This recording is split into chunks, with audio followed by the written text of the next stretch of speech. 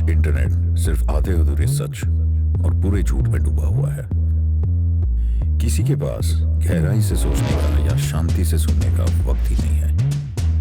हम एक ऐसा शांत कोना बनाने की कोशिश कर रहे हैं। Nope, not your ordinary podcast for entertainment. Nope. It's been 5 decades that you're with the camera. How did it start and what kept you at it for 50 plus years? Yes, so actually I became a filmmaker over time and quite accidentally. The first time I picked up a camera I had done a bit of still photography, but that was not moving image. But I was on a scholarship in America in 1970 and studying sociology, but not going to class because it was in the middle of the Vietnam War, and my university is one of the centers of the student movement against the Vietnam War.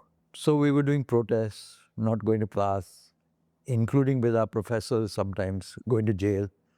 And the first time I picked up the camera was to film anti-war protests because there was a theatre arts department, even though I was studying English literature, but no, sociology. English literature I had done in India before going there. I was doing sociology, but I borrowed camera from the theatre arts department to film anti-war protests. That never became a film. But then I made a short film when refugees from East Pakistan, India, 1971, before Bangladesh was created, there was thousands of refugees and we were trying to raise money for the refugees. So in my university, we organized a fast for the day, ask people not to eat for that day and give the money to refugees. And then I filmed that day asking people whether they were eating or not. Yes. And intercut that with the photographs of the refugees who had come there. After that, I came back to India in 72. I worked in a village for a few years in Madhya Pradesh with a voluntary group. And there I made a film strip, not actually a moving thing, but just still photographs on a roll. It was a film strip with a soundtrack on a cassette recorder. So like a storyline, because we had a clinic for tuberculosis patients in the village. And the job was to convince them to keep treatment after they got cured because they would get sick soon after. So that was a thing. But then in 74, I went to Bihar when the Bihar movement had started because I was tired of the pace of change in where I was working in Kishore Bharati was not enough for what I wanted to see at the time. And Bihar movement, again, I didn't go as a filmmaker. I went as a observer participant to help the movement in any way that I could. But there was one day where they were doing a protest on, I think it was, I don't remember, on a particular day in 74 where they expected police violence. And they said, you take photographs so that we have it on record. So I went to Delhi and got a few friends, but instead of just a still camera, I got people with a Super 8 camera and Super 8 and 8mm camera. So with this very amateur equipment, we went back to Bihar, filmed, and then that 8mm footage was, there was no way to reproduce it. What you shot was the negative itself, meaning it was what is called reversal film. So every time you projected that film to show it, it would get scratched and bad. So anyway, then I also found another friend of mine who was Pradeep Krishan, in fact, who had just bought a second-hand old camera which you had to hand crank to get shots. So every shot couldn't be more than a minute because it was a hand crank thing. So then with that camera, Pradeep shot a lot of the footage. It eventually became a film called Waves of Revolution, which went underground almost within a few months because then emergency was declared. And so in emergency time, we tried to show the film underground to But I meant in people's houses with taking a big 16mm projector and reels. Firstly, we had even trouble getting the film processed because by that time emergency had been declared. So I had a friend in the lab who smuggled out the film. Then the film got made. Then the film couldn't really be shown widely at all. So then we cut the film into smaller parts, and then whoever was leaving the country, we smuggled the bits out. And then in 75, I got admission to McGill University in Montreal to do my master's. And then reassembled all these pieces and completed the film. So then that film was shown outside India during the emergency to raise awareness about what was happening in the emergency. And that's your first film? So that was the first complete. The early one was at business as usual on the Bangladesh thing. Yeah. That was just a college film. Huh. But this is the first film that got seen a lot. And it got seen more as the emergency ended in 77. I gave up my studies and came back to India. And then we were showing the film. We had to fight to even show the film, though Janata Party had come to power on the grounds of restoring democracy. The fact is that then it was, it should have been on Doordarshan right away because this was a film that everybody was talking about, the film against the emergency. But they, I think it was L.K. Advani who was the Minister of Information and Broadcasting. So the Doordarshan refused to show the film because I put an epilogue after emergency saying that the Janata rule that the film is talking about is not the Janata Party that is in power now. Because there are still people in jail, all that is still happening. Yeah. So this is a long-term process to fight for real democracy. So they wanted the epilogue out. And I refused. So finally I got my way and the film was shown on Doordarshan in about 3 or 4 centers, for which they paid me 500 rupees per telecast. Which is great. Yeah. And while another filmmaker who had made a film called, he was making the film during emergency called Indus Valley to Indira Gandhi. And they gave him 11 lakhs for that. And then when emergency ended, that film couldn't be shown because Indus Valley to Indira Gandhi. So I think they changed it to Mohenjo-daro to Morarji. I'm not sure what the final title was. Yeah. But anyway, that film was shown and anyway, that's the story of Waves of Revolution. After emergency ended, I found that all the prisoners had not been released. So all the prisoners from the emergency? All the film prisoners that we were talking about, okay. They were Naxalites who were not released. Nagas and Mizos, anybody who was accused of armed struggle of any kind was not released. Though George Fernandez was released, even though he was also accused of armed struggle. So then I continued making a film about the people still in jail. And that film is called Prisoners of Conscience. It's about not only the people, mainly people arrested during emergency.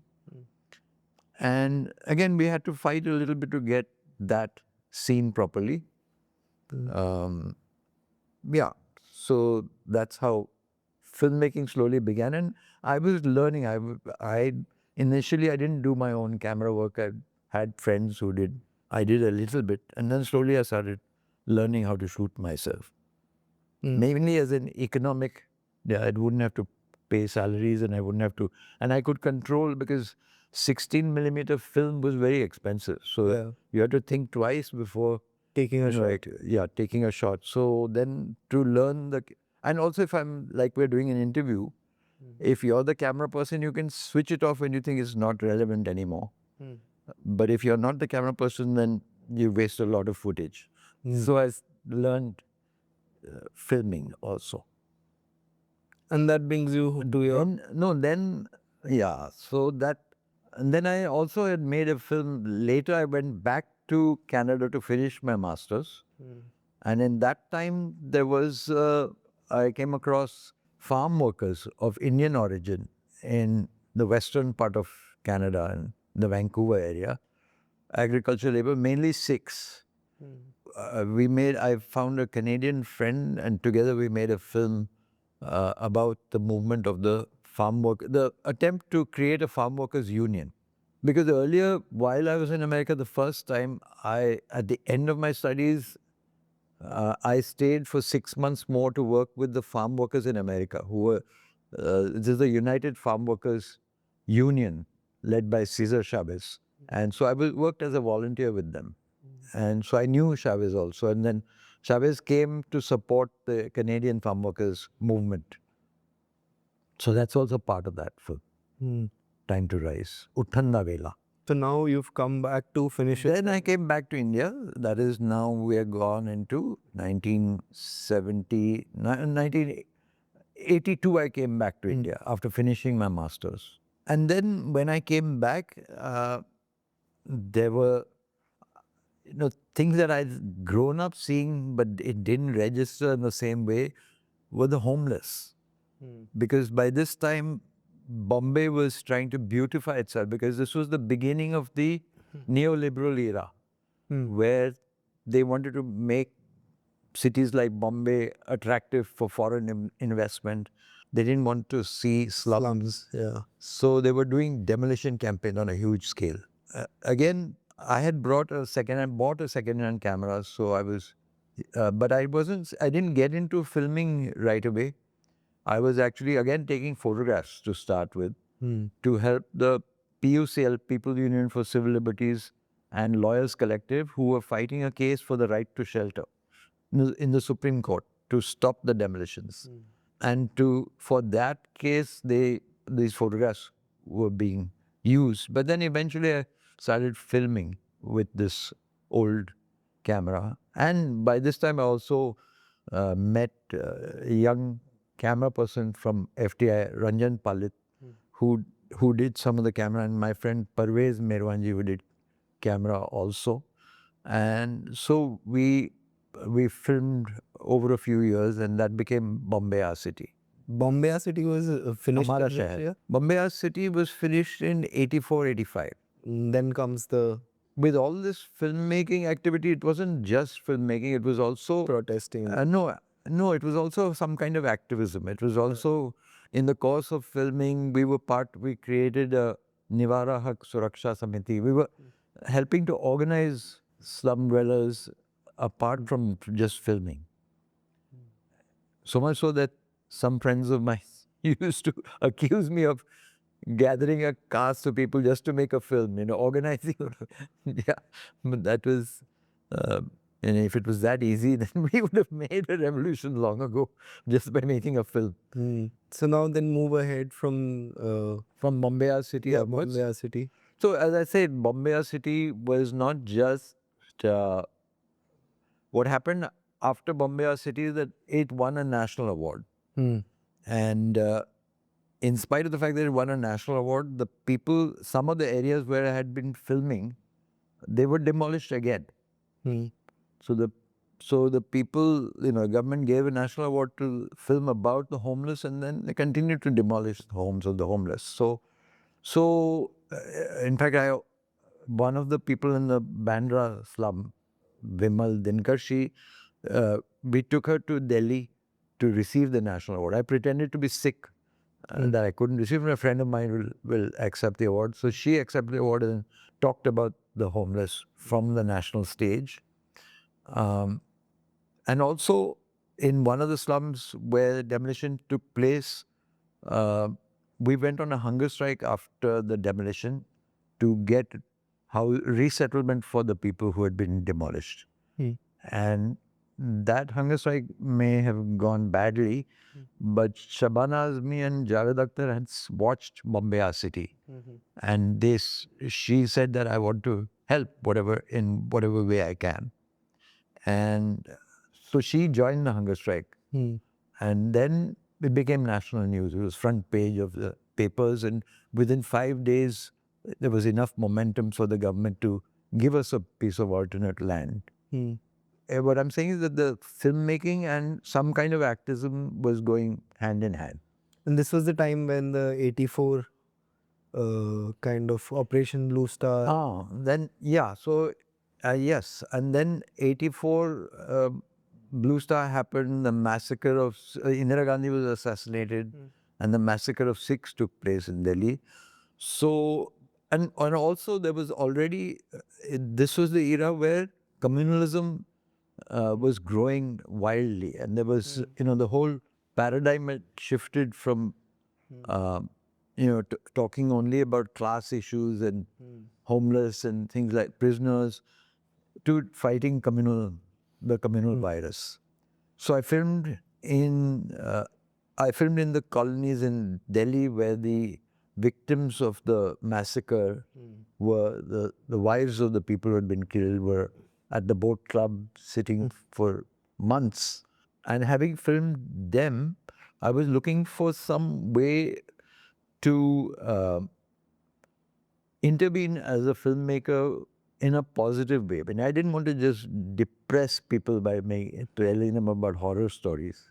So I was looking for something, and it came in the shape of Inqilabi Ekta Kendra, which was a group of Sikhs and Hindus, mainly from the left, who were going village to village in Punjab, talking about Bhagat Singh's ideas and fighting communalism and saying that Hindus and Sikhs are not the enemies. We have to fight for the rights of the working class and the peasants. So, so then I filmed with this group of this caravan traveling through Punjab, taking the ideas of Bhagat Singh at the height of the Khalistan movement. So that became the film Una Mitra Di Yaad Pyari, so in memory of friends. Yeah, then, no, actually what had happened was that there was almost a 10-year period where I was filming different things which were interconnected but were very spread out. So while I filmed in Punjab in this period, I also went to Rajasthan in 1987 after Roop Kanwar was made into Sati and they was burnt alive with her husband. And there I saw that people were celebrating the act, and there were thousands of men on the streets saying Roop Kanwar ki jai jaikar. And so I shot footage there. Then also in 1990 was the Rath Yatra. L.K. Advani went on a journey all over the country, mobilizing car sevaks to demolish the Babri Masjid. So we followed the Rath for a while when it came to Bombay and other places, and ended up in Ayodhya also on the day of the attack. Advani didn't reach, but we reached because Advani was arrested by Lalu Prasad Yadav in Bihar. Yeah. But the yatra continued, and they culminated on 30th of October 1990, the first time the mosque was attacked. I came back and we finished what became Ram Ke Naam. In 1991. The film was complete. We showed it also to some extent. And then people were saying, why are you showing this? You're causing trouble because this incident is over. They've tried, they failed. So now let's not talk about it anymore. Because you're going to stir up trouble. But what happened was in December 92, the mosque was attacked again, demolished. And then one of the people I found in Ayodhya was the priest of the Ram temple, who was not a communal person, who was a universalist priest, Pujari Lal Das, whom I interviewed. And he was killed after the mosque was demolished of about less than a year later. So I put an epilogue to, that is the film ends with the death of Lal Das. And then in the same period, I'd been filming in all over the place, wherever something happened. Because I'd also, as I told you, when I went to Rajasthan and filmed the Sati, I sort of started making the connection between rise of fundamentalism and machismo, the patriarchal ethos. So that footage, which includes a lot shot in Bombay in the riots post the demolition of Babri Masjid. So now 92, 93. Liberalization is Set in, and liberalization has given birth to even worse community. You know, you would have thought that with liberalization, money would be king. But money may have become king, but the communal virus was even stronger. so. Then post 1992, what is the next project that you ventured into? No, again, as I said, filmmaking and political work or activism, being a citizen, went hand in hand. So we were not just making the films, but after Hamara Shahar, we did hundreds of screenings in the slum areas, putting up a big parda made with bamboo sticks and bed sheet and taking a projector and showing films. So that activity continued, screening films. There's no use keeping on making films which nobody is using. This became these three films together.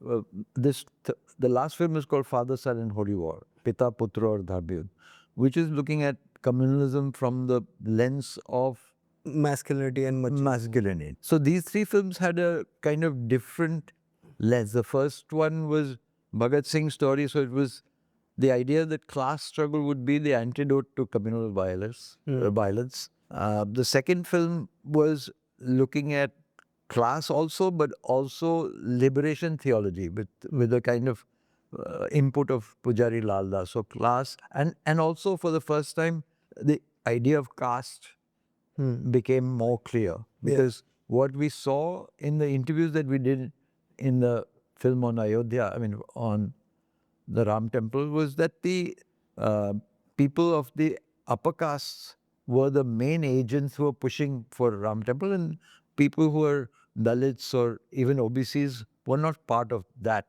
At that moment in time, they were not. So it became something to do with caste also. And after Ram Ke Naam, I also didn't make just very long films. I also made very short, like 5-minute music videos. So we made a film called We Are Not Your Monkeys, which is a kind of a retelling of the Ramayana, more from a Dalit Adivasi perspective. That takes us to, in terms of filmmaking, the next film we made was Narmada Diary with Simantini, who was working with me, and she did the bulk of the shooting in Narmada Diary. We covered the Narmada movement from 1990 to 1995, a 5-year period. And again, there was not really a storyline, so that's why it's called Diary, because we just, whenever we encountered the movement, either they came to Bombay or we happened to go to the Narmada area. That brings us to 95. And then in 98, I made a film on the fish workers with Father Thomas Kocheri, was part of the National Fish Workers movement. And that was filmed a little bit in Tamil Nadu and a lot in Bombay with the fish workers. And for that film, Kocheri and his people actually raised money from the fish workers themselves to finance the film, which was made on very little money. I don't think we spent more than $1 lakh on the whole film, $1.5 lakh or so. But post 92 riots, the journey of filming post riots, what has happened, and how are people receiving it, while the Ram Janmabhoomi movement is at its peak. How was that time between 92 to like 96, 97? So this is another chapter is with, as I said, showing the films was important. So how do we get the film, a documentary, first of all, after you make it, there's no mechanism to show the film. This was the days of celluloid film, so you had to lug around a lot of equipment to even do one screening. So then I had a lawyer friend, P.A. Sebastian, and he suggested we should go to court and say that we have a right to show this film on Doordarshan. Because by that time, as I told you, the film Bombay City won a national award. So using that as, we argued in court that the government has given me a national award, and government is saying, we went to Doordarshan, they rejected it. They didn't even reply to the letters. So then we went to court saying they're not replying to letters. Then the court forced them to reply. They said the film is unsuitable for telecast. So then we argued in court that, the government has given an award and government is saying you can't show it to the masses. We won that case in 90, I forget now, 85 is the film. So sometime in the late 80s, the film was telecast on Doordarshan. And on the basis of that, we went again and again to court. So for every film that won a national award, and in those days, things had not set in, the right wing had not completely taken over the system. So we won quite a few national awards. Because the juries were not pre-selected by the state in a careful way. So national awards, as soon as I got any national award, I would go to court and say, now you've got to show the film. So Bombay Our City was shown, then In Memory of Friends, Uthan Apna, Una Mitran Di Yaad Pyari was shown, Ram Ke Naam was shown. Ram Ke Naam was shown in 97, 5 years after the demolition. But it still became an event because when the BJP learned that it's going to be on TV, they were hopping mad and they tried in Parliament to stop it.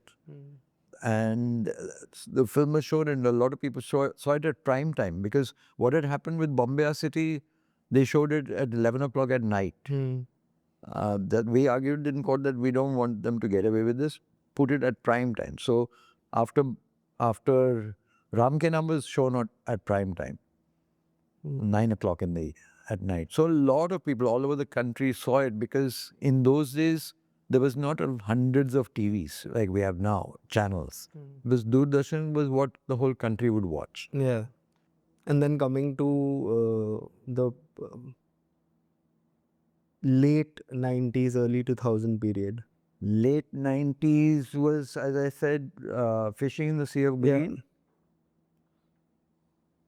And then what is the next film after that? 1998 was when India did nuclear tests. Yeah. India and Pakistan. Yeah. And meaning first India did nuclear tests and everybody was celebrating on the streets about how we become a nuclear power. And so then an anti-war movement, the anti-nuclear movement began and I started filming that. And I was also part of the Pakistan-India Forum for Peace and Democracy, and we visited Pakistan, and I was able to smuggle in my small camera and film in Pakistan also. And also, soon after the nuclear tests, the Hibakusha, that is the victims of the atom bomb in Hiroshima and Nagasaki, came to India to tell people what the effects of the atom bomb was. And they went to Pakistan also. So they saw me with camera, and they invited me to come to Japan, to Hiroshima and Nagasaki. So again, I was able to film in Japan. And having done that, I also wanted to understand why the only country that has ever dropped an atom bomb, why did they do that? So on one of the trips where I was invited to some festival in America, I was able to film in America.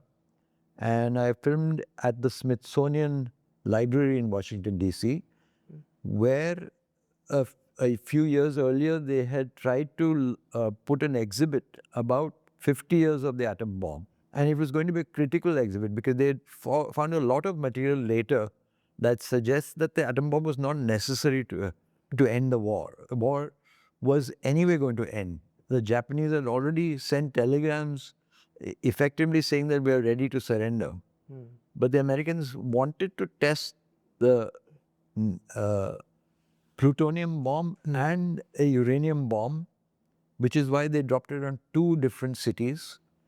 And also because it was the beginning, in a sense, of the Cold War. They didn't want the Russian army to get into Japan at the end of the Second World War, because then Japan would have become a Russian satellite. They wanted to be the liberators of Japan, so they dropped the bomb and the surrender happened.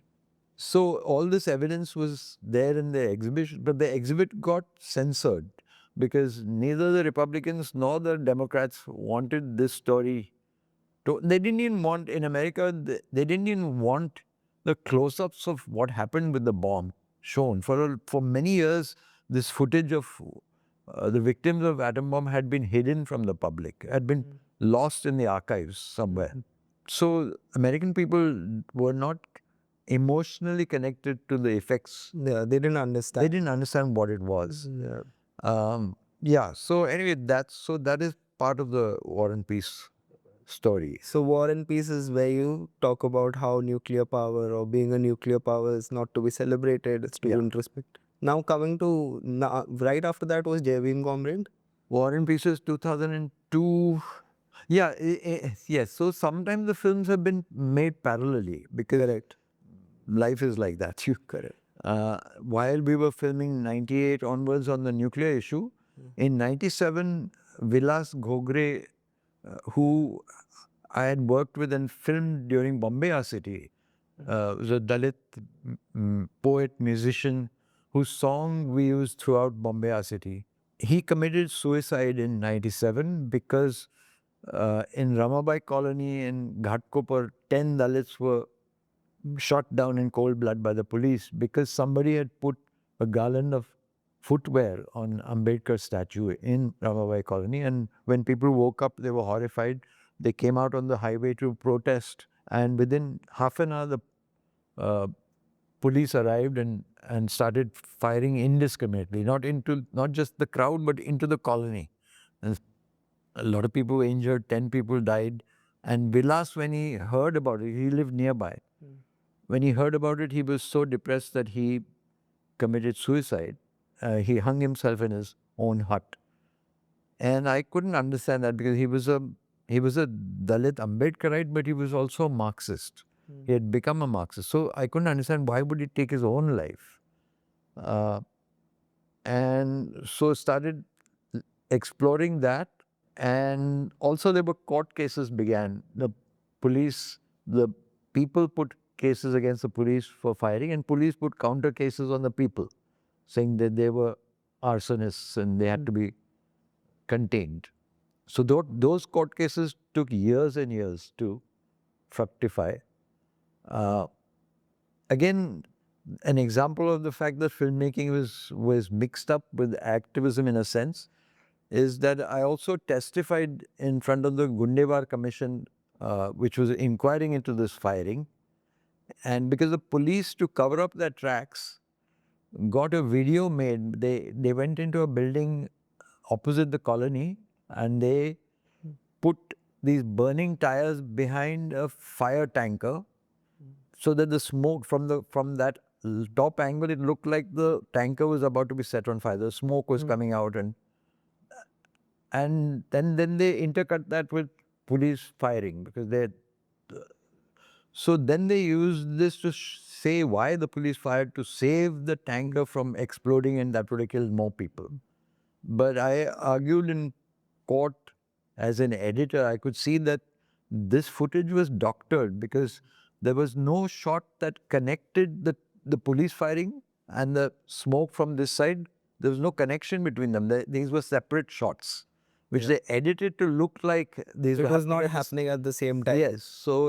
So we could argue in court that this was doctored footage. And the Gundewar report was a good one. It indicted, and that the guy who gave the order for firing was actually sentenced in the end after years. In I think maybe 2011 or something, the judgment came out, and that he was given life imprisonment. The judgment came out earlier. But I continued filming because I was waiting for him to go to jail. This Bhim Comrade took 14 years to complete. So 97 onwards, finally it was finished in 2011 because one of the groups that I was filming was Kabir Kala Manch. Yeah.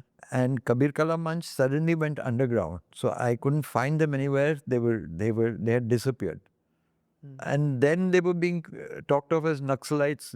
And I was worried they'll kill them. They would, once they're declared as Naxalites and they're underground, they'll find them and they'll kill them. So I wanted to start showing the film so that people would understand what is Kabir Kala Manch, what are they fighting for. They were talking about Dalit issues, about atrocities. Kerlanji had also happened. So, so that's why the film got completed in 2011. Well, that's the thing about documentary film. There's no real beginning and no real end. The life goes on. You arbitrarily decide, now we've got enough, we start showing it. So Bhim Comrade was finished in 2011 and we started showing it. Eventually, Kabir Kalamanch, we ended up spending the next 5 years I spent just fighting we formed a defense committee for Kabir Kalamanch so that they would feel confident enough to come over ground, go to the police and say, okay, we've done nothing, you arrest us. They got arrested. Eventually they got bail, but some of them spent 3.5 years in jail. Sheetal got out early because she was pregnant, so they gave her bail fast. 2011 is where Bhim Comrade and that film is now being shown around. Yeah. And that's the time. So then Bhim Comrade also went through a lot of process of showing it because we spent quite a long time doing lots of screenings in the Bastis and Maharashtra especially, because it's more or less a Marathi language film, but we made a Hindi version also. Now this is an interesting time, right? 2010 to 14 in India is where everybody wants a regime change. Yeah. So during 11 to 14, what were you doing? That's the funny thing. So 2014, just before Mr. Modi came to power, I mean, more or less he was about to come to power because that was, the writing was clear by that time. Mumbai International Festival gave me a Lifetime Achievement Award in 2014, just on the cusp of, I think Modi, he already had come to power or was about to. And so it was very ironical because here I was, I spoke about that in the award ceremony, about how my films are obviously not effective. I mean, what is the use of making this if this is what's going to happen? And then things change in the sense that all these years, even though the governments that call themselves secular should have shown my films happily and willingly on Doordarshan, we had to fight in court for every one of those screenings, but at least we could fight in court. At least we could actually win in court and get the films shown. But all that changed after 2014. You know, we could not win court cases anymore. And then 2014 is when the start of like this Hindutva regime and it's not the start, but it's a consolidation of a 100 years process. Yeah, absolutely. And after that, the film was Vivek. Yeah, as you know, in 2013, Dr. Dabolkar was murdered. Yeah, and when it happened, everyone thought of it as a one-off incident that, you know, some right-wing, they knew that some right-wing people had killed. Who else would kill Dr. Dabolkar, who was fighting for rationality, against black magic and against superstition, basically. But then in 2015, Comrade Pansare was killed in exactly the same way. The morning walk, Dabolkar went on a morning walk, Pansare went on a morning walk, and he was gunned down. Then that's when I realized that this is a pattern. They are targeting rationalists. So we started shooting. And in the process of shooting, in the next 3.5, 4 years, Kalburgi was killed, Gauri Lankesh was killed. Yeah. And the JNU episode happened. No, and then the killing in the name of beef, you know, Akhlaq in Dadri. So we filmed many different things related to the rise of fundamentalism and violence. And that became Vivek reason. That took you around 2012, 13 to 2014, 2015. I started only after Pansare. I didn't start after Dr. Dabolkar. Okay. Although I got footage from other people who had filmed Tabulkar. Yeah, so 2015. That film was completed in 2018. 18 it was completed. Yeah. And then no longer, all these years up to that point, I had not allowed the government to cut a single frame because we would fight for, censor board. If they asked for cuts, we'd appeal, and win in the end. Or if we didn't appeal, if we didn't win at the censor board stage, then we went to actual court and we won. So War and Peace also did ask for cuts. But we'd managed to overcome all those things and not allow any cuts. But after Modi came to power, then that path seemed more or less closed, the path of going to court. Although I did try, because 2018, Vivek, the English title is Reason, won a big award in Amsterdam Film Festival. So then the Mumbai International Festival was happening soon after that, and they rejected the film. So we wanted to go, we went to court saying that they rejected it they rejected it saying that it was not good enough to show. They didn't reject it as a censorship. They said the selection committee didn't like your film. So I argued in court that just won one of the biggest documentary awards in the world in Amsterdam, and these guys are saying it's not good enough. So the court should intervene and court should look at the film. But by this time, there had been a change in the courts. So my lawyers, after a few days of hearing, said this is not going to work. It's better to withdraw the case than to lose it and set a precedent. Because one of the good things that all my cases earlier was that it helped other filmmakers also, because you set a precedent when you win in court, which if we lost in court, it would have set a bad precedent. So withdrew the case. And now 2018 is when... And then another interesting thing happened. Just before the government change, I managed to convince Doordarshan to buy Bhim Comrade, because Bhim Comrade had been made, the government had not yet changed. And I said that if you don't show it, then we'll go to court again. So far, we've won 7 court cases against you, including in the Supreme Court. Father, Son and Holy War took 10 years in court and went to Supreme Court, and we finally won. But with Bhim Comrade, they bought the film and then they didn't show it. They paid me and they didn't show it. So now we have a case in court saying that the government is, A, they've wasted money. They bought my film, they've not shown it. And secondly, I didn't make the film to make money. So it's doesn't satisfy me that you paid me for the film. You've got to actually show it so the people can see it. So that case is still not reached a conclusion. Yeah. And meantime, there's one more case that is still not reached conclusion. And that is that Doordarshan actually stole my footage over many years.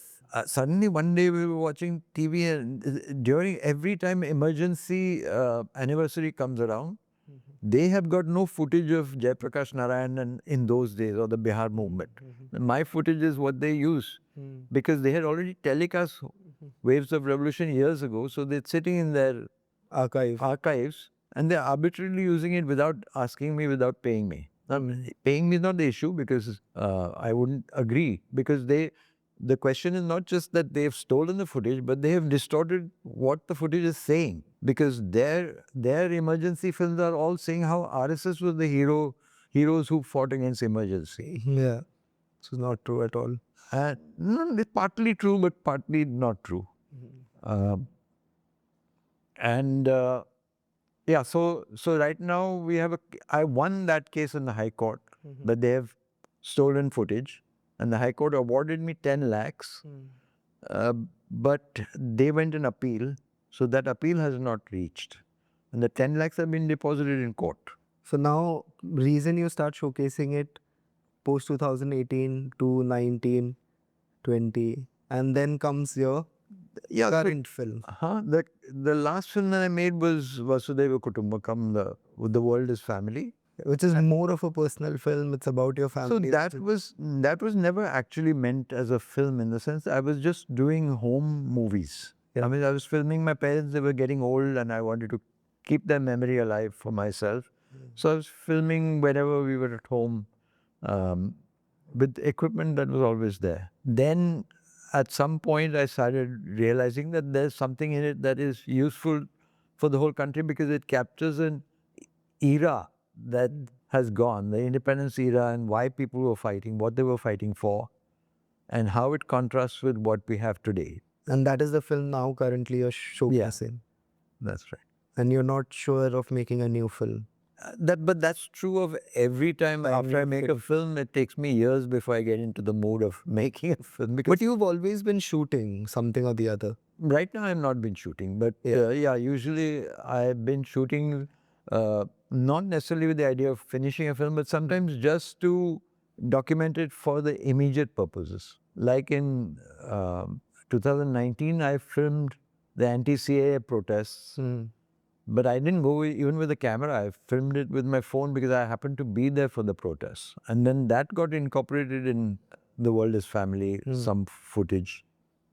So right now I'm not highly motivated to make a film. But I am doing film work in the sense that I'm making language versions of my films and making sure that they're used in other parts of the country. So we made a Malayalam version of several of my films, including the new one. And we just finished making a Tamil version of Ke Naam. So wherever I think there's a constituency of people who would actually use the films, then it's worth it to take time to make a language version. Absolutely. Now we come to, after 5 decades of filmmaking, many court cases, many risks taken, films made over a decade, 14 years. What do you have to say to the young filmmakers of today who are pursuing documentaries or who are pursuing some sort of truth that they are seeking through the camera? To those who are pursuing some kind of truth through their camera, I have nothing to say because they're doing exactly what needs to be done. But there's a lot of people who get into filmmaking because they either see it as some kind of glamorous activity or they think this is a path to financial success. And they're not wrong because now, unlike in the early days when I was making films, now there's money, international money has come into filmmaking, even documentary filmmaking. So a lot of high production values, films are created with a lot of fundraising that goes on before the film is made. And the films are obviously look technically wonderful, and some of them are really good films also. There is a problem in that the money is largely coming from outside the country, which is, I'm not making a nationalist argument. I'm saying the consumers, the end product are sitting somewhere else because the films are not shown widely in the country. So your imagined audience is no longer the people whom you're making the film about, but some consumers sitting in England or some America or somewhere, wherever, Europe, where the commissioning editors are there, and each film festival today is like a meat market. One festival even calls it a NEET market, where you go and pitch your product. You make a 5-minute Trailer presentation, and you go and these people, 5-6 people who are from different televisions or whatever, are sitting around and they say, okay, we'll take that on or we won't take that on. So it's no longer a kind of an integral thing that comes out from the ground upwards to serve a felt need at home, but it's a creation of a product which is consumed elsewhere. So this is not I'm not making this a broad criticism of everything. I mean, there are some great films that I made even through this process and that are actually useful for us to show. But the act of that showing is not done enough. And so for many, many years, I've been showing not just my own films, but we started Vikalp. In 2003, I don't know if you remember, but that was the first time when BJP was in power, where the Mumbai International Festival suddenly decided that they will have Indian films would have to be censored. Till that time, this festival had been people like Manikol and others. The festival started in 1990. Had ensured that this festival would not need any censor certificate because a film festival space is for people to see what the filmmaker intended, not what the censor decided. You can't make the censor your editor. Yeah. So, but anyway, in 2003, they tried to bring in the censorship clause, and all the filmmakers in the country, many of them, protested. And we did a parallel festival outside the main festival, which was very successful. We had a bigger audience than the main festival. And after that, every month, we've been showing a documentary in Vikalp. And Vikalp is not a brand name. I mean, it's not a franchisee. It's an idea. So there are different Vikalps in many parts of the country and different groups, not connected to each other necessarily, doing this kind of work. So we've been doing it consistently from 2004 till today. That's your Showing films, showing other people's films, international films as well as Indian documentaries. without censorship. Without, yeah, I mean, there are some, it's not that every film doesn't have a certificate, but we don't require it. Yeah, to screen it. So when it comes to a younger filmmaker, their aspirations should be towards. No, so I'm not prescribing what other people should do because everybody comes to filmmaking for different reasons and have different sensibilities. But if you're making... But what is the reason that to come to filmmaking that can help you sustain it for 5 decades plus? Yeah, so it has to be more than filmmaking. It can't be filmmaking. I mean, I never got into filmmaking because I was a cineast or because I loved cinema so much. Not that I don't like it, but it was not my motivating factor. It was that I was tired of seeing pamphlets that told you what to think, and a documentary film gives you a feel of what is happening, and you can communicate that. It doesn't have to be fully didactic in terms of converting people to your thought, and we're just trying to make people think. Not necessarily to think like you, but at least to take on the evidence. That's true. So with Father, Son and Holy War, which was exploration of masculinity and communalism, again by accident, I came across these aphrodisiac sellers on the street that are selling shilajit and telling people, you buy my product, it will make a real man out of you. And then it connected that this is what the politicians are doing. And in fact, I wasn't, I don't know if it happened after looking at the footage, the connection, but I saw the connection very directly because I'd filmed Bal Thackeray making a speech where he was saying that you're not real men. Hindus, we are making men out of you because only when, I'm paraphrasing, not the actual words, but basically, if you attack Muslim, then you're a real man. So basically that aphrodisiac selling that happens in terms of the hate speech, how it's the same process, almost the same psychology that the guy is selling medicine on the street is doing. So, and not that I pre-thought about masculinity, but once I started looking at what was happening, I could see it everywhere. And then I saw it even in the nuclear missiles. Yeah, of course. Yeah, so it was, it is highly connected, this desire to be a real man and your majoritarian hatred. So coming to you fought through Doordarshan, trying to screen a film. Now it's impossible probably to screen a film in colleges.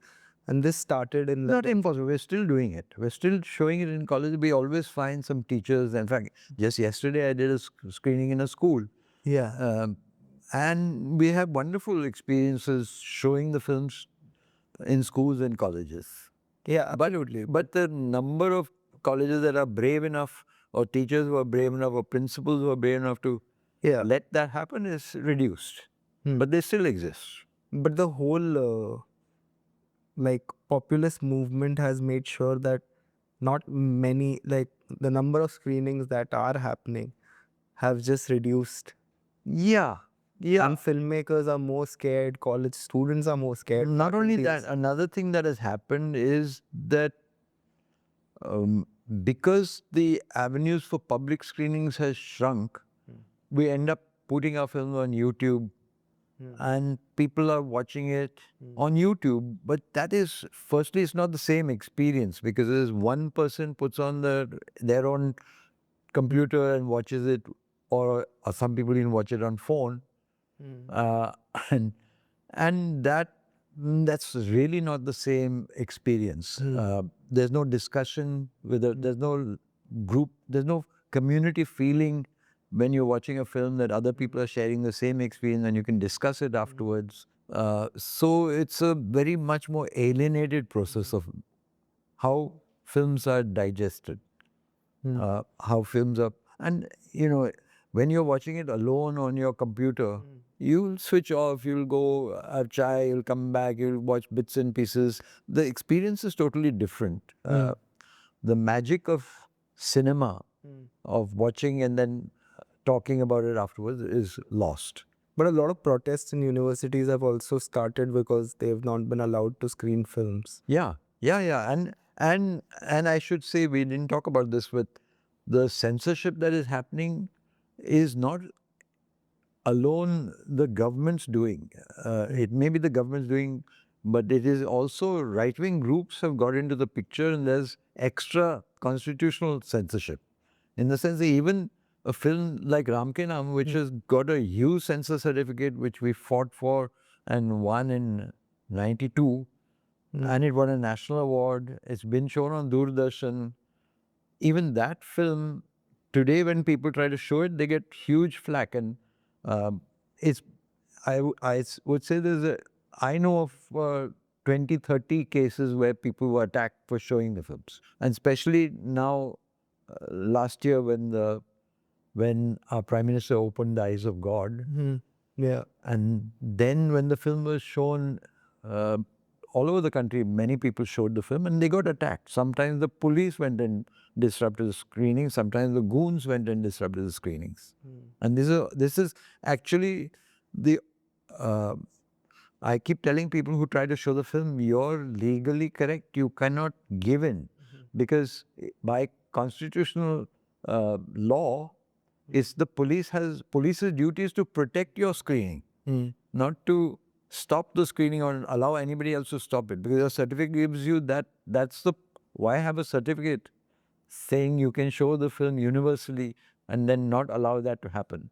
In the way it's proceeding and the way we are going ahead, I think it's going to be a very tough battle to make sure that people get to see the films. It's tough and it's still exciting, because in the sense that we do it because, we don't do it because it's tough, but we don't stop doing it because it's tough.